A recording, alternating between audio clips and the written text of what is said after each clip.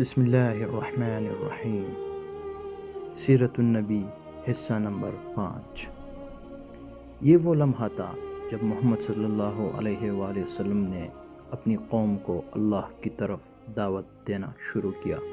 پہلی وحی کے بعد اب وقت تھا کہ اللہ کا پیغام پورے معاشرے تک پہنچے۔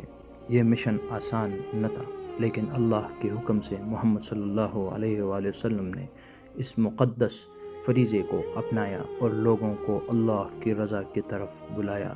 اللہ کا حکم دیا، یعنی قریب رشتہ داروں کو خبردار کر دو۔ یہ حکم ایک انقلابی آغاز تھا۔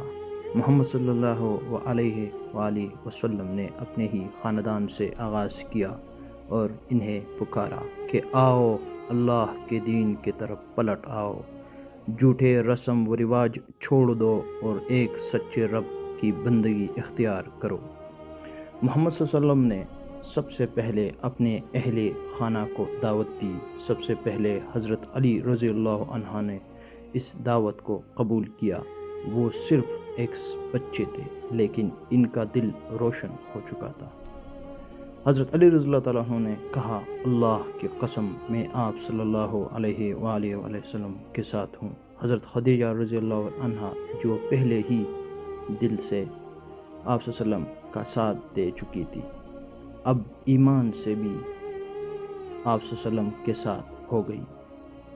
یوں گھر سے ایک نئی روشنی کا آغاز ہوا، مگر ہر کسی نے خوشی سے قبول نہیں کیا۔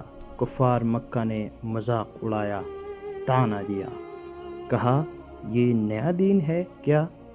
یہ ہمارے آباء و اجداد کا طریقہ نہیں۔ محمد صلی اللہ علیہ وسلم نے صبر کیا۔ ان کے زبان پر صرف ایک ہی پیغام تھا، لا الہ الا اللہ محمد الرسول اللہ، اور ان کے دل میں ایک ہی امید تھی کہ ایک دن یہ کلمات ہر دل میں جا بسیں گے۔ پھر ایک اور عظیم شخصیت حضرت ابوبکر صدیق رضی اللہ عنہ، جب انہوں نے محمد صلی اللہ علیہ وسلم کی دعوت سنی تو فوراً دل سے قبول کیا۔ انہوں نے صرف خود اسلام قبول نہیں کیا، بلکہ دوسروں کو بھی اس پیغام تک لانے کا بیڑا اٹھایا۔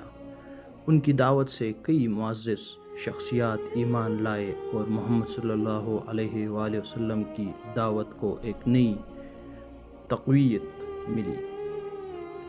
اب دعوت پھیلنے لگی۔ حضرت عثمان، حضرت زبیر، حضرت عبد الرحمن بن عوف اور حضرت سعد بن ابی وقاص رضی اللہ عنہ ایک کے بعد ایک دل اللہ کی طرف جھکنے لگا۔